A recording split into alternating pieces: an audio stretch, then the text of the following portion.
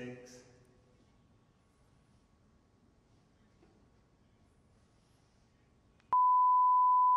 Six.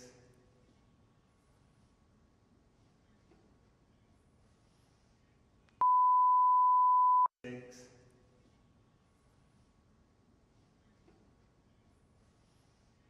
Good evening. I appreciate the opportunity to speak directly to the American people tonight about how we can end this shutdown and meet the needs of the American people. Fact is, on the very first day of this Congress, House Democrats passed Senate Republican legislation to reopen government and fund smart, effective border security solutions. But the president is rejecting these bipartisan bills which would reopen government over his obsession with forcing American taxpayers to waste billions of dollars on an expensive and ineffective wall. Crumbs that they are giving to workers to kind of put the schmooze on is so pathetic. A wall he always promised Mexico would pay for. Crumbs is so pathetic.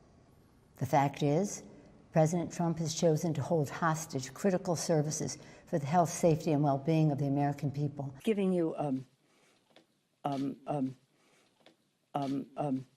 bowl of doggy do, put a cherry on top and call it a chocolate sundae, and withhold the paychecks of 800,000 innocent workers across the nation, many of them veterans. Crumbs.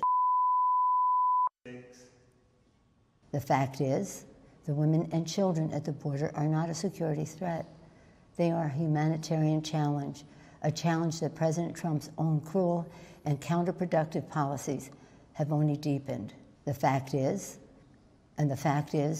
President Trump must stop holding the American people hostage, must stop manufacturing a crisis, must stop manufacturing a crisis, must stop manufacturing a crisis. Schumer? Thank you, Speaker Pelosi. President Trump has appealed to fear. Democrats and the president both want stronger border security. We sharply disagree with the president about the most effective way to do it.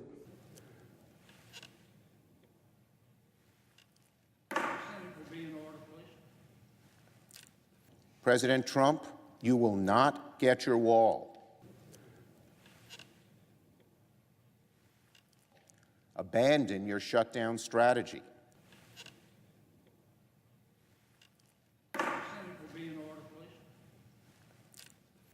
You're not getting the wall today,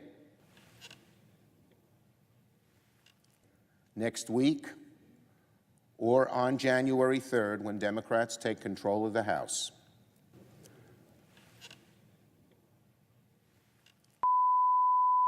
Six.